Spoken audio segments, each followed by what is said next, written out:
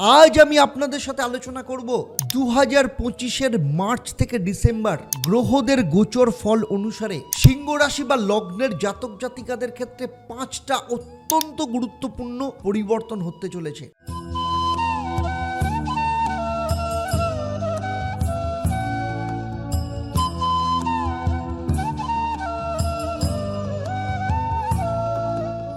নমস্কার, আমি অ্যাস্ট্রো পণ্ডিত দেবদত্ত, অ্যাস্ট্রোনামা আচার্য Debdutta Facebook page এবং ইউটিউব চ্যানেলে আপনাদের সবাইকে স্বাগত জানাই। আজ আমি আপনাদের সাথে আলোচনা করব 2025-এর মার্চ থেকে ডিসেম্বর গ্রহদের গোচর ফল অনুসারে সিংহ রাশি বা লগ্নের জাতক জাতিকাদের ক্ষেত্রে 5টা অত্যন্ত গুরুত্বপূর্ণ পরিবর্তন হতে চলেছে। আমার এই আলোচনা আপনার জন্মরাশি বা লগ্ন এবং গ্রহদের গোচরের উপর নির্ভর করে। সেই সাথে আপনারা জানতে পারবেন আপনাদের জন্য মহা উপায় কি থাকবে এবং তার সাথে সাথে আপনাদের জন্য থাকবে একটা প্রশ্ন। যারা সঠিক উত্তর দেবেন তাদের জন্য কি সারপ্রাইজ থাকবে সেটাই পর্বের শেষে আমি আপনাদের জানাবো। তাই পুরো ভিডিও শেষ অবধি মন দিয়ে দেখবেন। দেখুন, শনির ঢাইয়া শুরু হতে চলেছে আপনার রাশির ওপর। কি প্রভাব পড়বে সেটা আপনারা জানতে পারবেন। আর আপনার রাশির দ্বিতীয়ভাবে কন্যা রাশিতে বর্তমানে কেতু অবস্থান করছে, পঞ্চমভাবে রবি, সপ্তমভাবে রয়েছে শনি, অষ্টমভাবে রয়েছে রাহু এবং দশম স্থানে বর্তমানে দেবগুরু বৃহস্পতি রয়েছে, দ্বাদশ স্থানে অবস্থান করছে মঙ্গল। এবং প্রথম সবথেকে বড় পরিবর্তন কি হবে জানেন? সেটা হচ্ছে 30শে মার্চ যখন শনি মীন রাশিতে প্রবেশ করবে, তখন আপনার ক্ষেত্রে ঢাইয়া শুরু হবে। আপনার জন্মকুণ্ডলিতে শনি খারাপ অবস্থায় যদি থাকে তাহলে 1.5 বছর কোনো না কোনো সমস্যা তৈরি হবে। এর পাশাপাশি যদি আপনার জন্মকুণ্ডলিতে শনি খুব ভালো অবস্থায় থাকে তাহলে আপনি কিন্তু খুব ভালো ফল পাবেন। কিন্তু শনি যখন অষ্টমে প্রবেশ করে তখন একগুঁয়ে স্বভাবের হতে দেখা যায়, জেদ চলে আসে। তাই নিজের মেজাজের ওপর যেমন আপনাকে কন্ট্রোল রাখতে হবে, তেমনি আপনার কথাবার্তার ওপরও আপনাকে নিয়ন্ত্রণ রাখতে হবে। কারণ না কারোর সাথে আপনার ঝগড়া ঝামেলা হয়ে যেতে পারে। গলা সম্পর্কিত কোনো রকম ইনফেকশন থেকে সাবধানে থাকতে হবে এবং বিশেষ করে কোথায় কিভাবে আচরণ করবেন, কি বলবেন, এই সব কিছু অত্যন্ত সতর্কতার সাথে আপনাকে খেয়াল রাখতেই হবে। শনি না হলে আপনার জন্য কোনো না কোনো সমস্যা কিন্তু তৈরি করতে পারে। দ্বিতীয়ত, এপ্রিল থেকে ধীরে ধীরে ঋণ আপনার কমতে শুরু করবে। এর পাশাপাশি আপনি যদি লোন নিতে চান তাহলে কোনো না কোনো রাস্তা আপনার সামনে ঠিক খুলে যাবে। সেই সাথে শত্রুদের প্রতিও আপনি বিজয় প্রাপ্ত হবেন।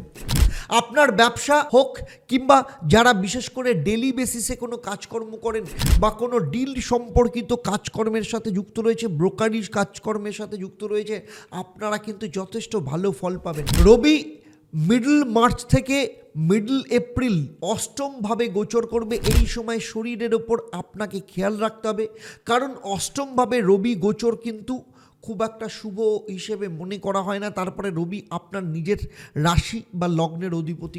14ই এপ্রিল রবি যখন নবম স্থানে প্রবেশ করবে, এই সময় গভর্নমেন্ট ওরিয়েন্টেড যারা পড়াশোনা করছেন, কাজকর্মের জন্য চেষ্টা করছেন, তাদের ক্ষেত্রে কিন্তু কোনো ভালো ফল পাওয়ার সম্ভাবনা রয়েছে। তৃতীয়ত, যে পরিবর্তন হবে, দেবগুরু মিথুন রাশিতে প্রবেশ করবে। ফলে সিংহ রাশি বা লগ্নের জাতক জাতিকাদের জন্য সন্তান ভাগ্য যথেষ্ট শুভ হবে।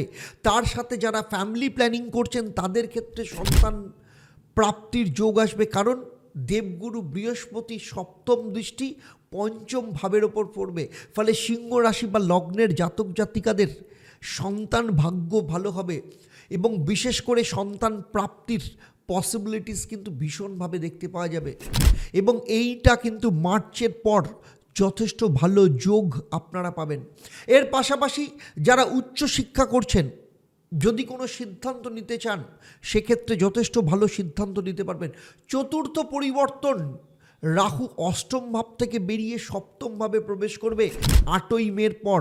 ফলে যারা বারবার কোনো কিছু ডিসিশন নিতে চেষ্টা করছেন কিন্তু স্যাটিসফ্যাকশনের অভাব আসছে, যখনই রাহু সপ্তমে গোচর করবে আপনার আটকে থাকা যে কোনো কাজ নতুন করে শুরু হবে।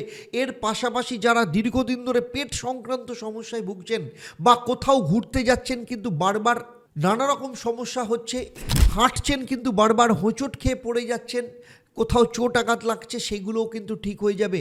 সেই সাথে মে মাসের পর আপনাকে দাম্পত্য জীবনের ওপর কিন্তু যথেষ্ট নজর রাখতে হবে, কারণ রাহু সপ্তমভাবে প্রবেশ করবে। আর রাহু যখন সপ্তমভাবে প্রবেশ করে না, তখন মিসআন্ডারস্ট্যান্ডিং তৈরি করে। বিশেষ করে আপনার স্বামী বা স্ত্রীর শরীর স্বাস্থ্যের ওপরও কিন্তু কোনো না কোনো সমস্যা তৈরি হতে পারে, সে ব্যাপারে খেয়াল রাখতে হবে। পঞ্চম যে বিষয়টা আপনার ক্ষেত্রে পরিবর্তন আসবে সেটা হচ্ছে অত্যধিক ওভার থিঙ্কিংয়ের একটা সমস্যা দেখা যেতে পারে। অনেক বেশি চিন্তা ভাবনা থেকে নিজেকে দূরে সরিয়ে রাখেন। এর পাশাপাশি কেরিয়ারের দিক থেকে নতুন কিছু শেখার যোগ দেখা যাচ্ছে, কারণ শনির দৃষ্টি যখন দশম ভাবের ওপর পড়বে তখন আপনার মধ্য থেকে অলসতা দূর করার চেষ্টা করবে। যারা কোনো প্রেম রিলেশনের মধ্যে জড়িয়ে রয়েছেন, লাভ লাইফের ক্ষেত্রে কিন্তু যথেষ্ট ভালো যোগ দেখতে পাওয়া যাচ্ছে এবং অনেকের ক্ষেত্রে লাভ ম্যারেজে পরিণত হতে পারে। সিংহ রাশি বা লগ্ন নিয়ে আমার এই আলোচনা আপনাদের কেমন লাগলো অবশ্যই আমাকে কমেন্ট করে জানাবেন। আর যদি ভালো লাগে তাহলে অবশ্যই অন্যদের শেয়ার করবেন। যারা আমার এই ভিডিওটা প্রথমবার দেখছেন তাদের বলবো চ্যানেলটাকে সাবস্ক্রাইব করার সাথে সাথে নোটিফিকেশন বেল আইকনটাকে প্রেস করে রাখবেন।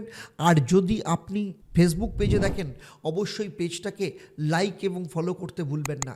এবারে চলে আসবো আপনাদের জন্য মহা উপায় কী হবে। প্রত্যেক দিন সূর্যদেবকে জল অর্পণ করুন এবং সেই সাথে ওম হ্রাং হ্রিং রোং স্বাহা সূর্যায় নামা এই মন্ত্রটা 28 বার পাঠ করবেন এবং সেই সাথে প্রত্যেক দিন বৃহস্পতির বীজ মন্ত্র পাঠ করবেন, ওম গ্রাং গ্রিং গ্রৌং স্বাহা গুরুভৈ নমঃ। এবারে আসবো আমি এই পর্বের প্রশ্ন।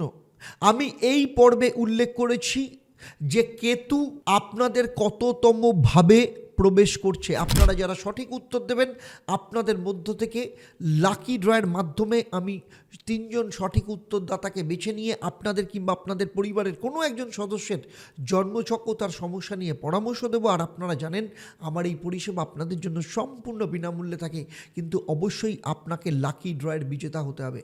আর এবার থেকে আপনি লাকি ড্রয়ের বিজেতা হিসেবে আপনার নাম জানতে পারবেন প্রতি শনি মঙ্গলবার সন্ধ্যে 6:30 এবং বৃহস্পতিবার দুপুর 12টা থেকে। তাহলে আজকের মতো বিদায় নিচ্ছি। আবার দেখা হবে আপনাদের সাথে পরবর্তী পর্ব কন্যা রাশি বা লগ্নের জাতক জাতিকাদের নিয়ে। আপনারা আপনাদের পরিবারের সাথে ভালো থাকুন, সুখে থাকুন, শান্তিতে থাকুন এবং নিয়মিত দেখতে থাকুন দেবদর্শন পর্ব। নমস্কার।